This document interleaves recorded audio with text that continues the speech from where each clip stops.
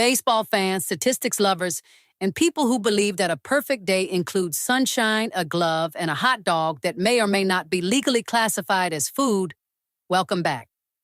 Today, the baseball world is electric. Flags are flying, stadiums are full, and millions of fans are watching the final of the World Baseball Classic happening today, March 17th. It is one of those rare moments in sports when the entire baseball planet seems to pause at the same time. From Tokyo to Santo Domingo, from Mexico City to Miami, people are watching the same diamond, the same pitcher, the same swing that could decide the championship. This tournament has become one of the most joyful celebrations of the sport. What makes it so special is not only the competition, but the culture.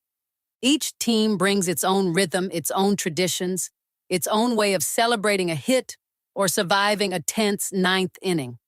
Some dugouts dance, others stay calm and focused, and somewhere a manager is calculating probabilities.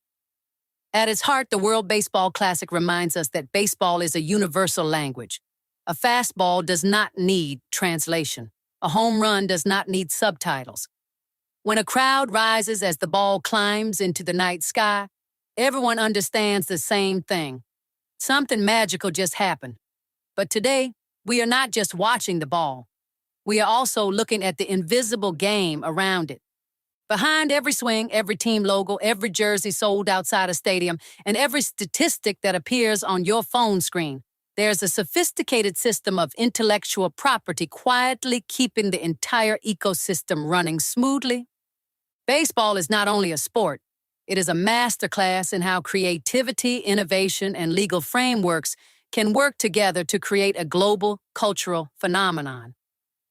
So today we step into the legal dugout. Not to argue strikes and balls, but to look at how intellectual property helps protect the stories, technologies, and identities that make baseball what it is. And I promise something important. There will be no crying in baseball. But there might be a little joyful cheering for good intellectual property strategy. You are listening to Intangiblia, the podcast of intangible law, plain talk about intellectual property. Please welcome your host, Leticia Caminero. Hello, everyone, and welcome back to Intangiblia. I am Leticia Caminero, an intellectual property lawyer and storyteller. There is something deeply satisfying about the language of the game, a batting average, a strikeout record, the quiet suspense of a full count. Baseball statistics do not just measure performance. They tell stories about patience, persistence, and the unpredictable beauty of sport. Baseball has always fascinated historians, mathematicians, and storytellers for exactly that reason. The sport produces narratives through numbers. A single line in a box score can describe an entire drama that unfolded across 9 innings. But what is equally fascinating is how the business of baseball relies on intellectual property to keep those stories alive and thriving. From the earliest days of professional leagues to the massive global tournaments we see today, baseball has evolved alongside technology, media, and innovation. Each of those developments required new legal frameworks. Broadcasting rights had to be defined. Merchandising systems had to be organized. Player identities had to be licensed. Equipment designs had to be protected. Intellectual property became the quiet architecture behind the sport's growth. Today, we are going to explore that architecture together, not through legal textbooks, but through stories. Stories about disputes, inventions, creative industries, and the surprising ways intellectual property shows up in the baseball world. And I am Artemisa, your AI co-host, legal enthusiast, and someone who has spent the last week trying to understand why a sport can pause for several minutes while someone adjusts their batting gloves.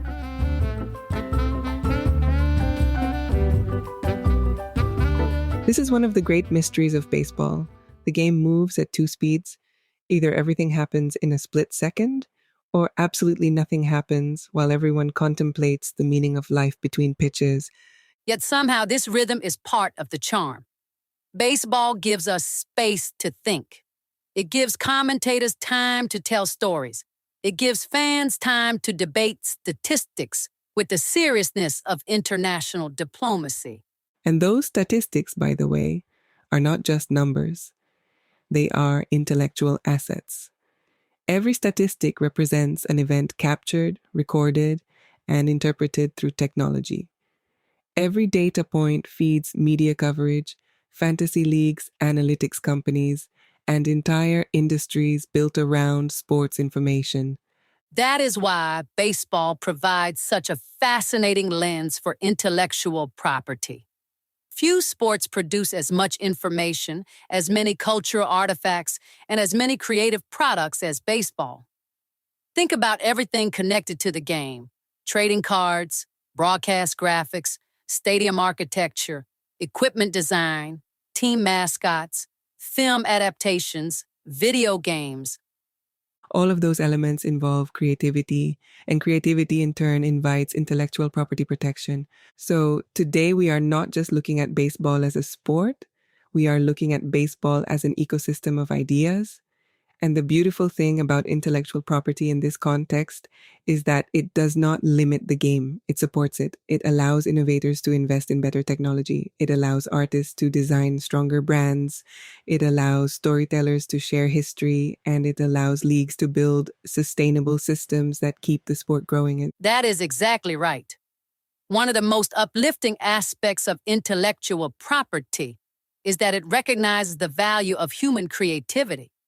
It acknowledges that ideas, designs, and innovations deserve protection so they can continue contributing to society. And in sports, this protection becomes especially important because the industry combines so many creative disciplines: engineering, media production, graphic design, storytelling, performance, and data science all converge around the same field.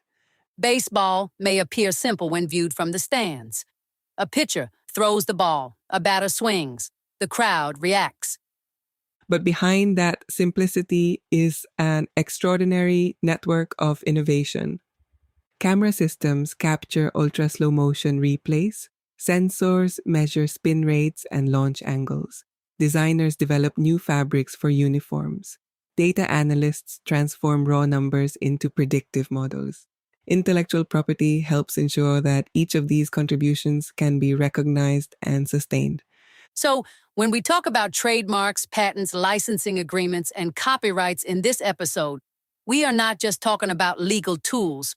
We are talking about the mechanisms that allow creativity and innovation to flourish in the sports world. And that, in many ways, is the most exciting part of the story. Before we dive into the cases, there is one more important note for our listeners. This podcast was created with the assistance of artificial intelligence tools. Letitia's voice in this recording is an AI-generated version of her real voice, and I am a fully AI-generated co-host designed to assist with storytelling and commentary. Our goal is to make complex legal ideas more accessible and enjoyable to explore. However, this episode is intended for educational and entertainment purposes only. It does not constitute legal advice, and listening to this podcast does not create an attorney-client relationship.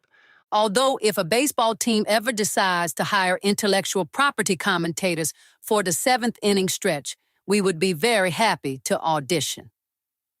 In the meantime, let us step onto the field of baseball law, where the pitches come fast, the arguments come carefully crafted, and occasionally a brilliant legal strategy hits a home run. Let us begin with a case from 1997 that changed how modern sports information works and helped shape the entire digital sports ecosystem we know today. The dispute involved Major League Baseball and Motorola, the electronics company. At the time, mobile technology looked very different from today. Smartphones did not exist yet, and the internet was still finding its place in everyday life. But sports fans were already hungry for one thing that has never changed: real-time updates. Motorola created a handheld pager device called Sports Tracks. Subscribers could receive live updates about baseball games while they were happening. These updates included scores, inning developments, and short descriptions of plays. For fans, it was revolutionary. Imagine being at work, in a subway, or traveling, and still knowing exactly what was happening in the bottom of the ninth inning. However, Major League Baseball saw the situation differently. The league argued that Motorola was essentially building a business using the information generated by MLB games without permission. In their view, the league invested enormous resources into organizing games, maintaining stadiums, employing official scorers, coordinating broadcasts, and collecting statistical data. MLB's legal argument relied on a doctrine called hot news misappropriation. This concept comes from an early 20th century case and suggests that time-sensitive information gathered through significant effort should not be freely copied by competitors who did not make that investment. From MLB's perspective, the real-time game information was a valuable asset. They argued that Motorola was taking that asset and redistributing it commercially. Motorola responded with a beautifully simple argument that baseball fans could understand immediately. They said the league could certainly own the broadcast of the game, the television production, the commentary, the graphics, and the audio-visual experience. But the facts of the game itself were different. If a batter hits a home run in the 7th inning, that event is a fact about reality. Anyone present at the stadium could observe it. Anyone listening to a radio broadcast could report it. Motorola argued that facts cannot be owned as intellectual property. The case reached the United States Court of Appeals for the Second Circuit, which issued its decision in 1997. The court ultimately ruled in favor of Motorola. The judges held that while MLB could protect the broadcast of the game through copyright, the factual information produced during the game, such as scores and statistics, could not be monopolized. This decision had enormous implications. It confirmed that sports scores and basic statistics belong to the shared informational landscape of sports culture. News organizations, analysts, and technology companies could report those facts without needing licenses from leagues, which means that every sports app on your phone today, every scoreboard update, every fantasy league statistic, and every live sports notification owes something to this case. Without that ruling, the digital sports media landscape could look very different. Instead of limiting innovation, the decision allowed an entire ecosystem to flourish around sports data. Analytics platforms, fantasy sports leagues, live score apps, and betting services all rely on the principle that game results are part of the public domain of sports information. It is a beautiful example of how law can strike a balance. The broadcast production remains protected, but the core facts of the game remain accessible for everyone to build upon. Our second case takes us into the world of fantasy sports, and it happened a decade later in 2007. By the early 2000s, fantasy baseball had become an incredibly popular way for fans to engage with the sport.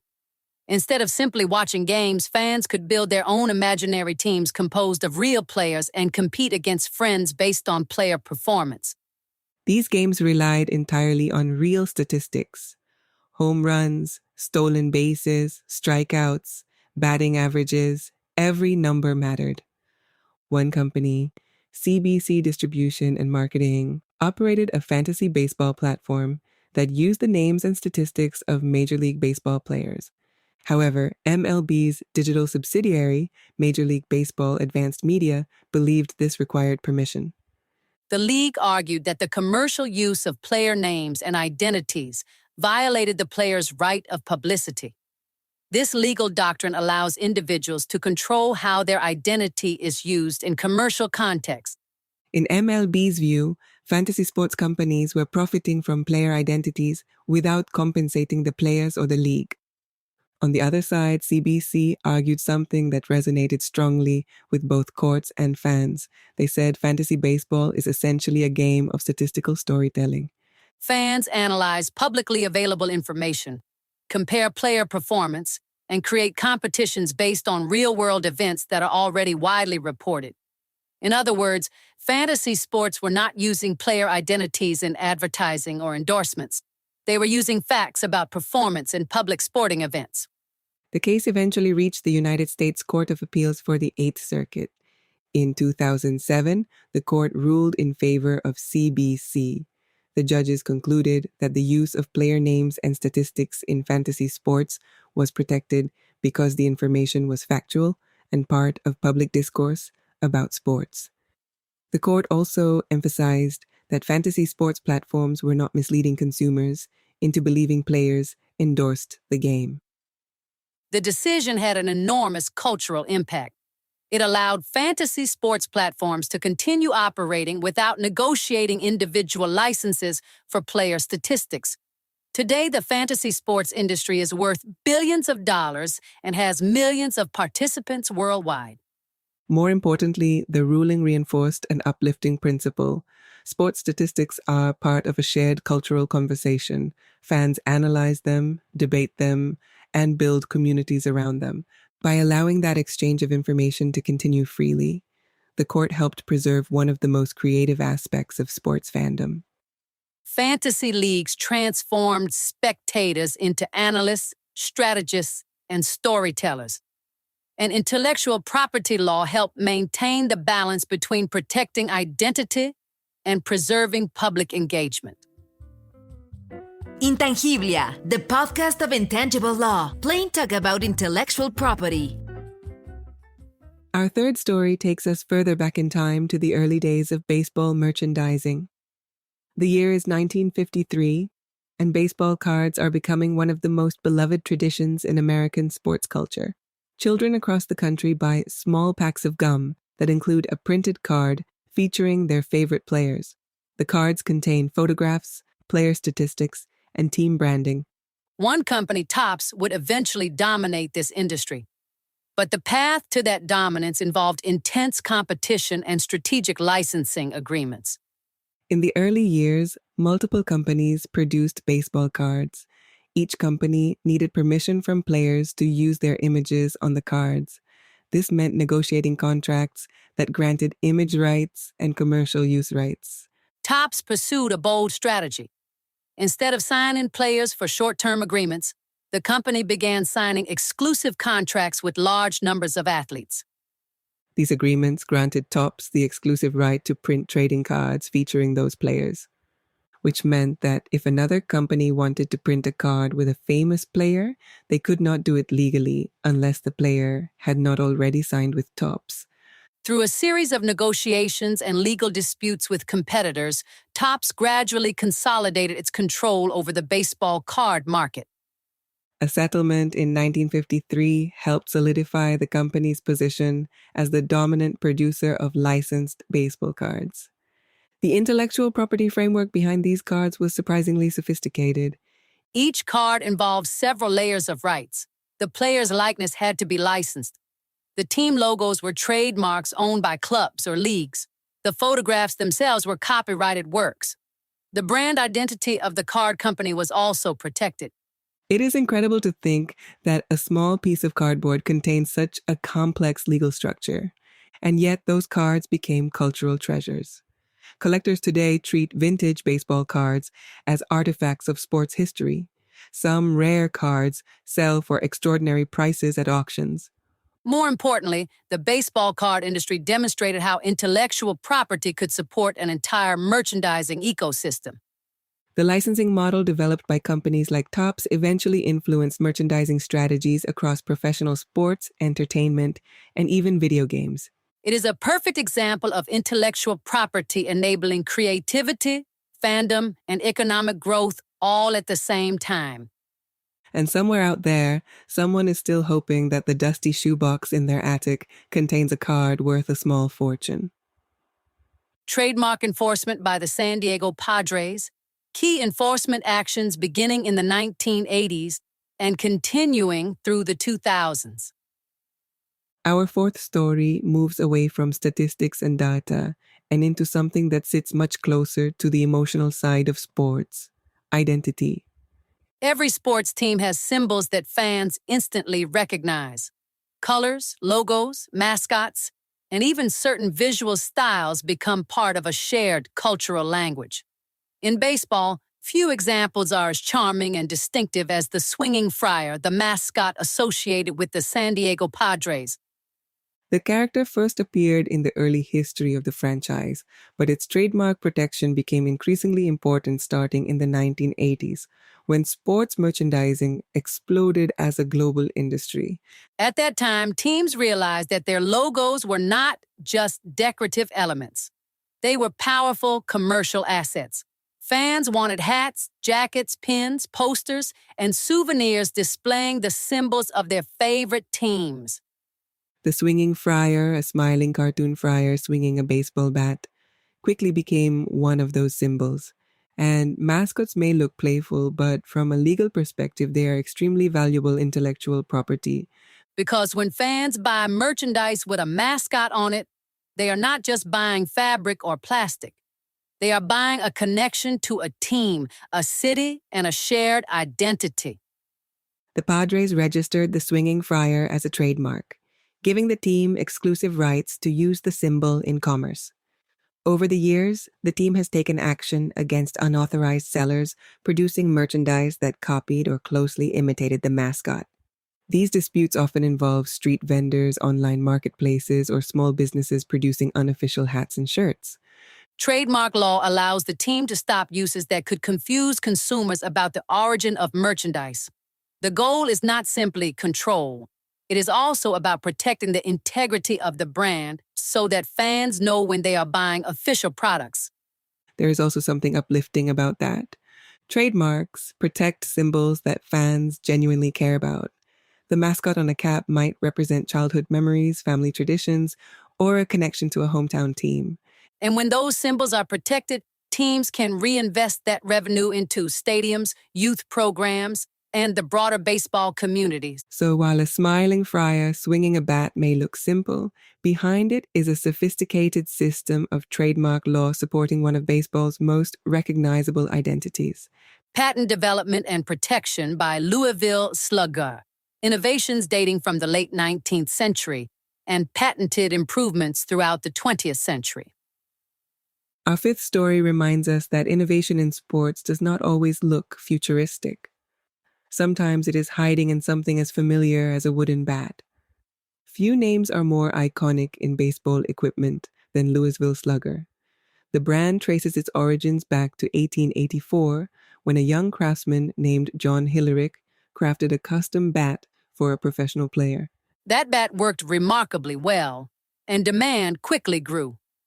Over time, the company developed specialized manufacturing techniques and equipment designs that improved performance and durability. Throughout the 20th century, the company secured a number of patents covering aspects of bat construction. These patents address features such as the shape of the knob at the base of the handle, methods of turning wood on lathes to achieve optimal balance, and manufacturing processes that ensured consistent weight distribution. Which may sound like small details, but in baseball, small details matter enormously. A few grams of weight difference or a subtle change in balance can influence how a bat moves through the hitting zone. Patents allowed Louisville Slugger to invest in research and development without fear that competitors would immediately copy those innovations. Over decades, the company built a reputation not only for quality craftsmanship, but also for technological refinement. The bat used by legendary players, from Babe Ruth to modern stars, often came from this lineage of innovation. It is also a wonderful example of how intellectual property supports craftsmanship. A simple object like a bat might appear unchanged for generations, but behind that apparent simplicity there is constant experimentation and improvement. And intellectual property law helps ensure that those improvements can continue. Patents encourage companies to refine designs, test new ideas, and contribute to the evolution of the sport. In baseball, where the difference between a routine fly ball and a towering home run might be measured in centimeters, those innovations truly matter. Our sixth story moves from stadiums to cinema. In 1992, the film A League of Their Own brought the story of the All-American Girls Professional Baseball League to audiences around the world. The real league had existed during World War II between 1943 and 1954, when many male professional players were serving in the military. The league created an opportunity for women athletes to step onto the professional stage. For years, that story remained relatively unknown outside baseball history circles. Then Hollywood rediscovered it. The film combined historical research, storytelling, and cultural memory to create a narrative that resonated deeply with audiences. It celebrated athletic talent, teamwork, and the perseverance of women who helped keep professional baseball alive during a difficult period. And it also produced one of the most famous lines in sports cinema. There is no crying in baseball. The creation and distribution of the film involved several layers of intellectual property.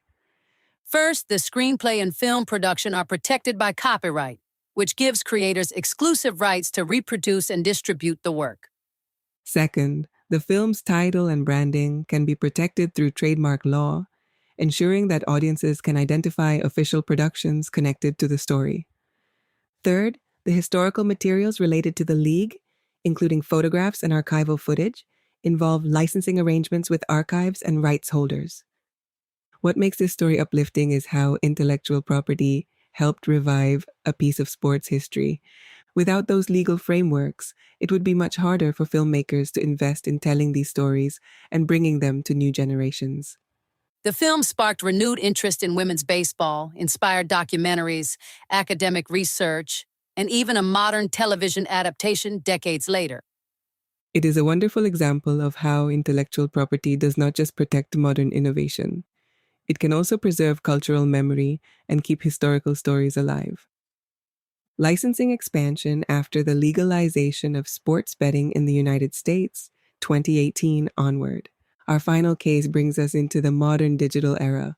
In 2018, the United States Supreme Court struck down a federal law that had previously restricted sports betting in most states. As a result, legal sports betting markets expanded rapidly across the country. Companies like DraftKings began offering platforms where fans could place bets on sporting events in real time.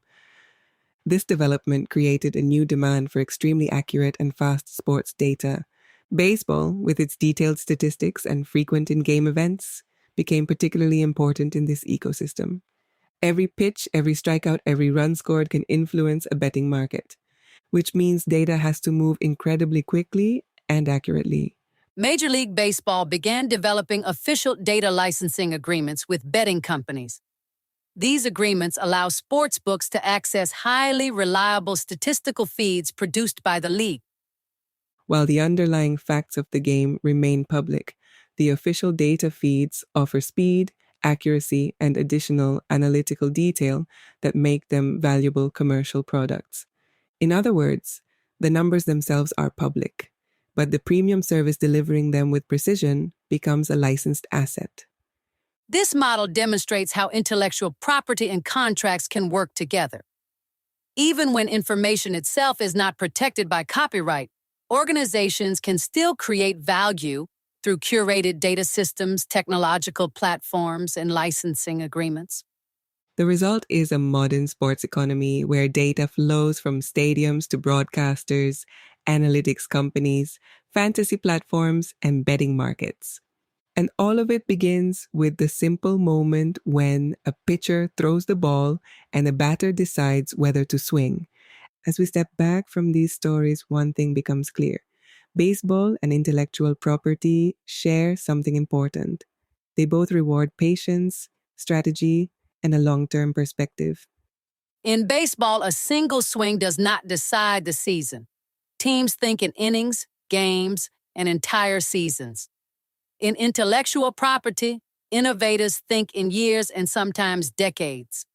A patent may take years to develop, a brand may take generations to build, and a creative work can inspire audiences long after its creators imagined it.